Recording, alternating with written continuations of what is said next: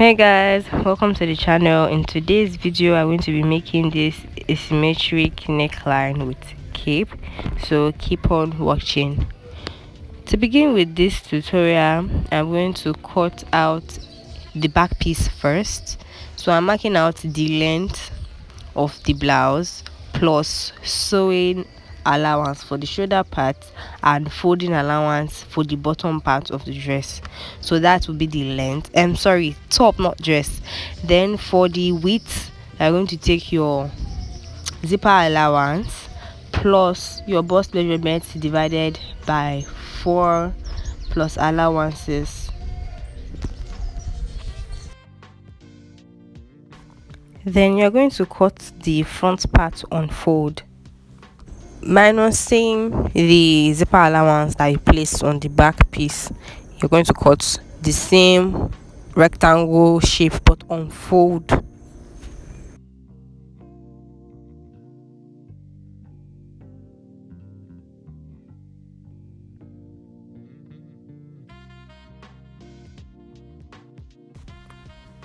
Next step is to go ahead and impute our measurements onto this piece of fabric. So first off, we're going to mark our shoulder line, which is your full shoulder measurements divided by 2. Note that I am marking the shoulder line from the middle of the front, not from the zipper allowance side. So from the shoulder width marking, you are going to come down by 8 to 9 inches depending on your armhole measurement, but I'm using 8 inches. Then from the shoulder line, you come down by 1 inch, which you are going to use for your shoulder slope. Then you are going to mark the middle of this line and come in by half of an inch, and then you are going to mark about 1.5 inch away from your armhole line, and that is where you're going to be curving your line through.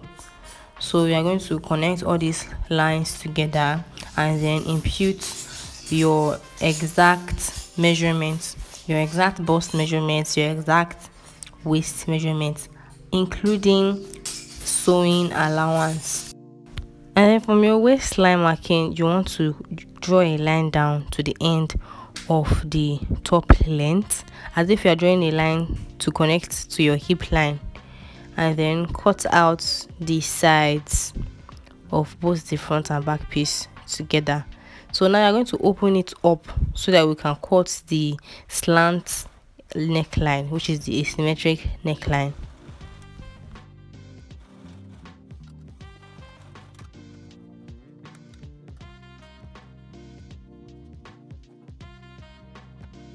So this is me placing one back piece on top of the other to cover up the zipper allowance before placing the front piece on top. Note, this side facing up is the right side of the back, so the right side of the front will be facing the right side of the back. So we are going to align everything and then proceed with our cutting process. So if you're finding it difficult to do it that other way, you can just go ahead and pin down your zipper allowance and then place the front piece on top of it, which I ended up doing later. I mean, it's a whole lot easier this way, so I just had to do it like this. So now with this placement, it is already as if you are wearing it, like it's facing you the way it should be if you are wearing it. So now you just have to decide which side you want your slanting to be, like which side you want to have the shoulder, if it's on your right side or on your left hand side. And then on the side that you decide to slant, you come down from your shoulder line by 4 inches and mark, and then you mark the middle point of your shoulder line, and then from there you mark your neck width, your normal neck width, which is 3 inches, and then connect that 3 inches marking to the 4-inch depth marking you marked on the side that is going to be slanted. I hope this makes sense. And then on the other side that's going to be having the shoulder, you are going to mark your 1 inch for shoulder slope and then connect the line to your neckline. I just hope this is not too speedy. I hope it is detailed enough for those of you that are beginners.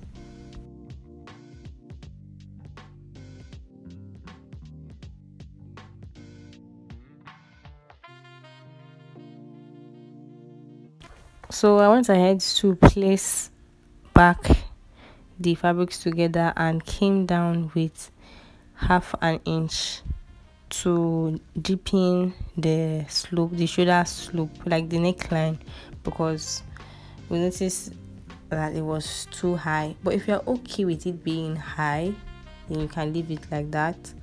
But then we wanted it to be a little more open, so I opened it up to 4.5 inches. So the depth is 4.5, while from the midpoint to the other side the neck width is 3 inches. So now I'm just going to be cutting out the sleeve, or drafting out the sleeve rather. So for the sleeve, after you mark out your full sleeve length plus your folding allowance and joining allowance for the shoulder, you want to already have folded this wide enough. So this is 10 inches wide on fold, which is already wider than her round arm measurement. So then you're just going to trace on your armhole onto the top corner of the sleeve, and then connect that armhole to the length with a straight line, and that's it for the sleeve, as easy as it is.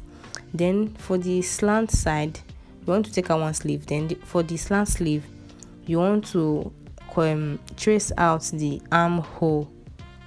So where the length stops, you're going to mark it and then measure what you have there, and then take it on the sleeve length side, connect it, and then cut it out. That's it for the slant sleeve.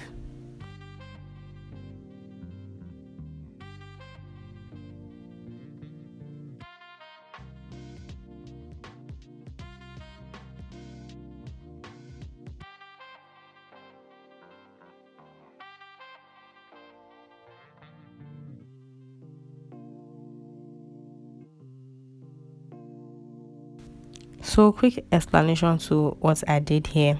I just minused the folding allowance for the bottom part and then measured up to about 5 to 6 inches where I wanted the ruffles on the sleeve to start, and then I measured what I had there, the width. You know that this is on fold. I measured the width and then multiplied that by 2 or 3. So the wideness should be like 2 or 3, but this is 2. I think I used 2. These calculations were just for me to get the exact numbers that I will use to cut out the, because I wanted to cut it as full circle flares, but they ended up being longer. What I actually needed, they were flares, but not what I initially planned. So you can just ditch this calculation stuff and just cut out flounces and then use that for the ruffles. So I don't remember how many yards of organza I got, but you can get about 2 yards. I think 2 yards should be enough for you to cut out flounces for both sleeves. So I would recommend 2 yards for the organza. And then it also depends on how full you want your outcome to be in terms of the ruffles, so it's up to you as well.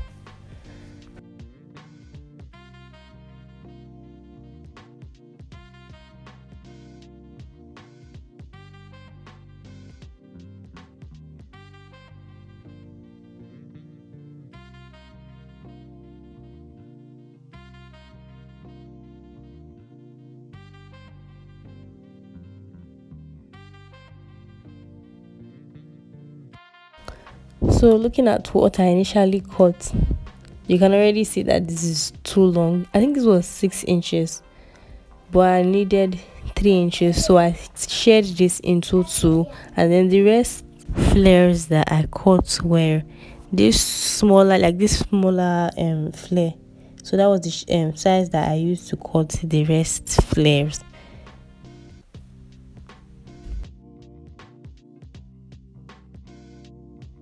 So since the longer part is 2, I just use one for each sleeve. So in total, I think I'll be having 4 layers of the flounces, or ruffles rather. So in total, we're going to be having 2 back pieces, 1 front piece, 2 sleeves, and then the ruffles.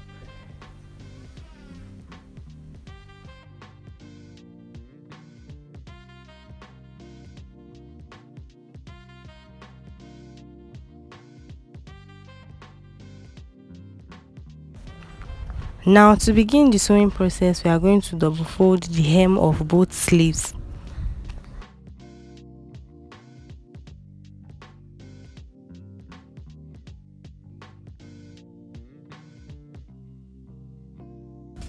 After that, placing right sides together, we are going to be sewing along the shoulder line.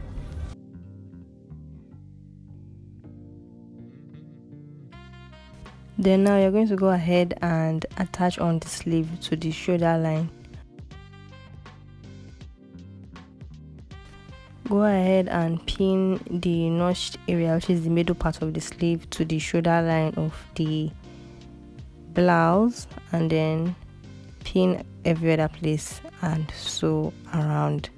Then the same goes for the other side of the slant shoulder.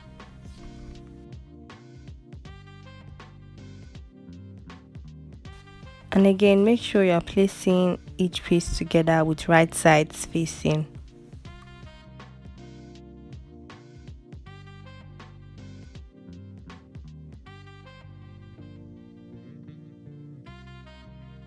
After sewing in place, you want to turn to the wrong side.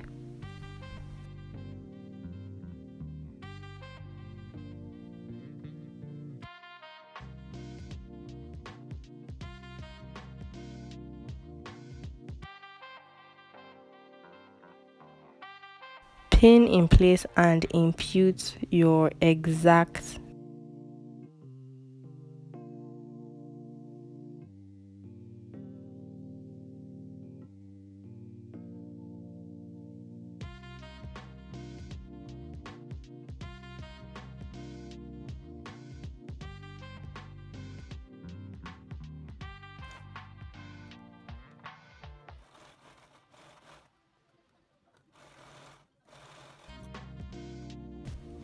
So to do this, just use your zipper allowance, the midpoint, as a guide. So from the midpoint, you take your bust measurements divided by 4 and mark it on one side, and then on the other side you do the same thing. So before you sew on your marked outline, you want to double fold the edge of the blouse for the 2 back piece and the front piece. Then you can sew along your marked out line. So after sewing, now you can flip it back to the right side.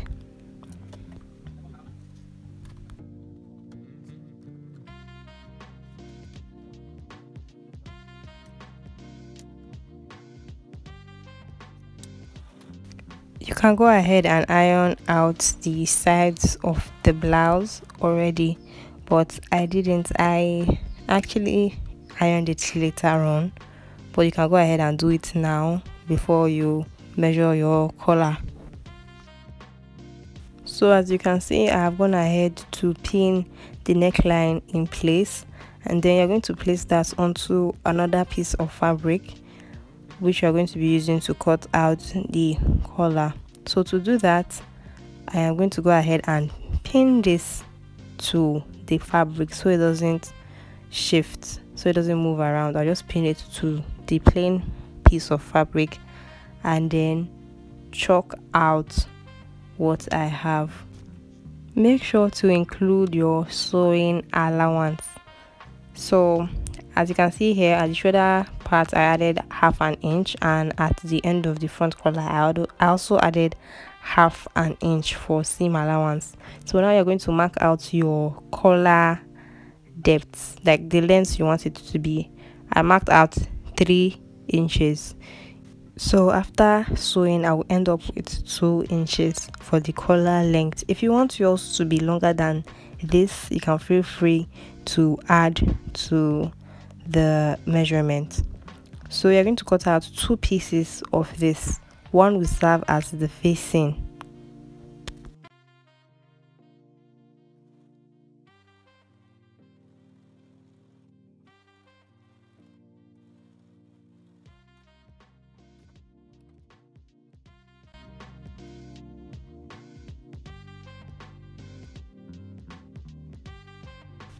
You want to take out the pins at your zipper allowance side and repeat the same process for the front collar, for the back collar. So now for the back collar, you are going to be having 2 separate pieces because of your zipper allowance, but every other thing is the same, which is the shaping and the adding of your seam allowance. And again, note that your main piece and your facing piece should be of opposite sides. You don't want to cut the right side of your fabric twice. You want to cut the right side of your fabric only for the main piece. Then the facing piece should be of the opposite side. I don't know if that makes sense.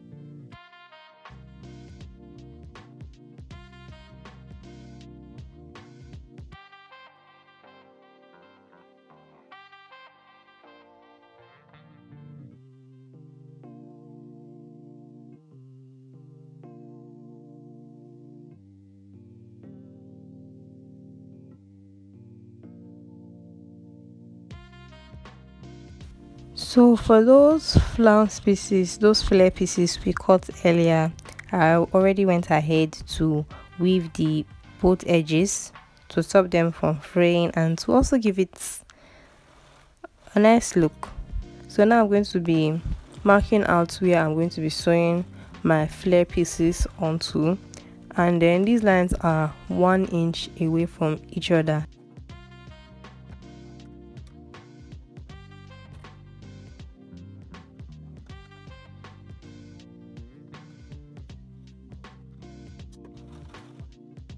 So here is how you should place your flare pieces onto your sleeve.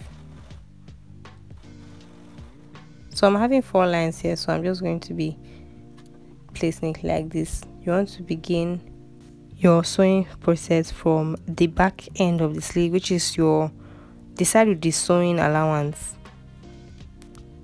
So this is the sleeve after sewing. I went ahead to gather it line by line. As you can see, 3 layers. The 3 down layers are facing up, and then the top layer, which is the first layer, is sewn from the opposite side to cover up the rough edge. So now this is the collar after adding on your collar stay or air stain. No, this was not collar stain, this was an air stain. Yeah, so after ironing it on, I went ahead to sew the shoulder lines individually and then use the facing piece to turn the main piece. So you can see that the only opening is the side that we are going to sew to the neckline.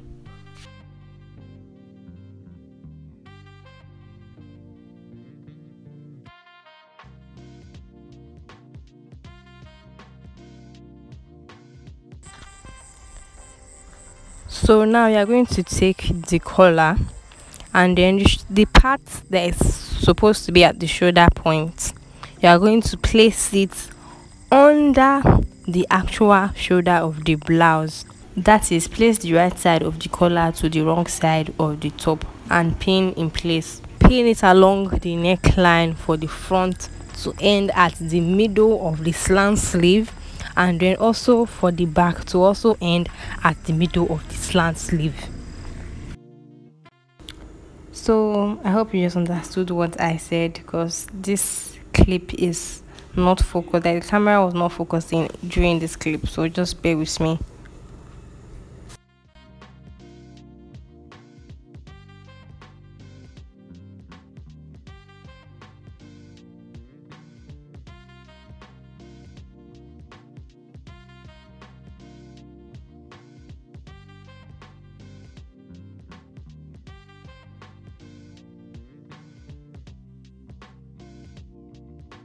After pinning, this is what it looks like.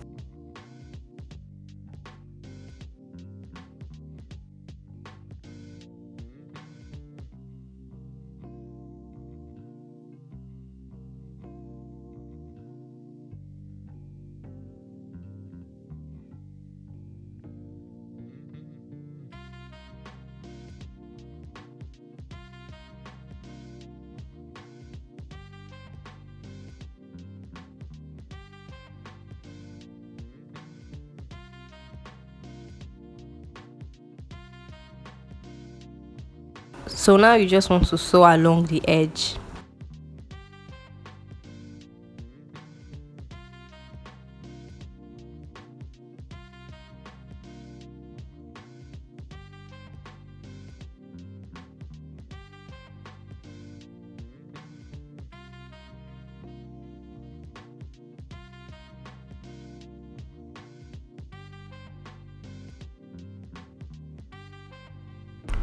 Now this is a close-up on what it should look like after sewing.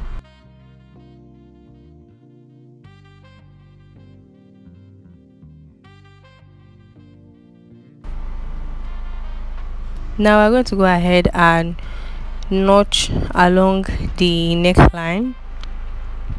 So while notching, you don't want to cut directly straight into it. You want to slant your scissors so you don't cut into the neckline, and then you use the tip of your scissors if you know you cannot handle or control your scissors, so you don't go and cut past where you are supposed to notch.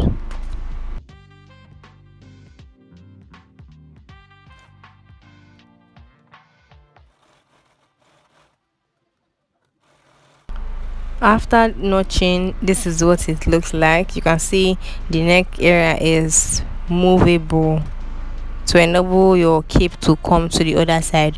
So now you're going to weave it if you have a serger, or you can leave it like that, but I'll suggest you weave it.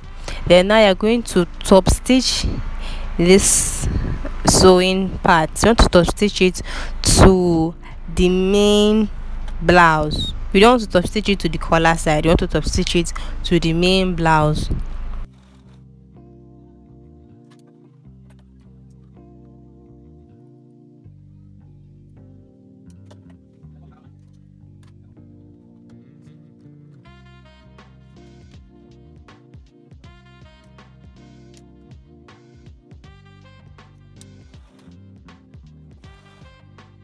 And then this is what it should look like.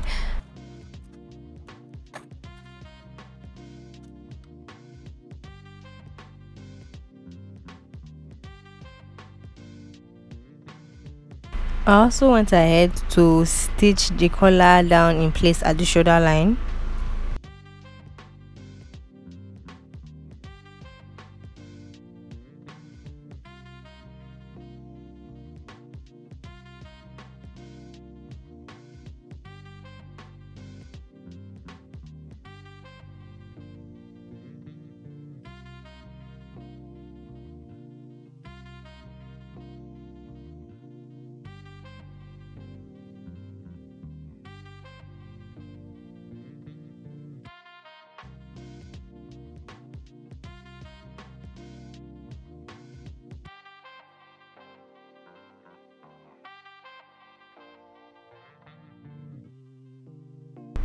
So now, to enable the collar to lay flat, to prevent it from raising up, I pinned the collar to the main blouse in form of a hem. I'm going to use hand needle and thread to sew this in form of a hem so it doesn't show at the front part of the collar. So yeah, basically stitching your collar facing to the bodies of your blouse.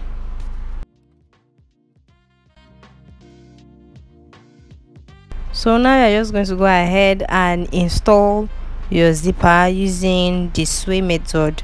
The sway method is simply going in at the waistline with half an inch so your zip does not gape at the back.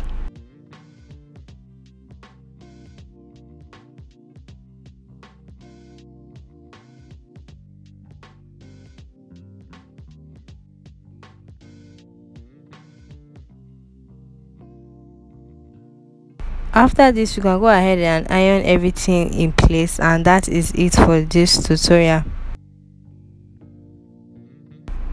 I really hope you found this video useful.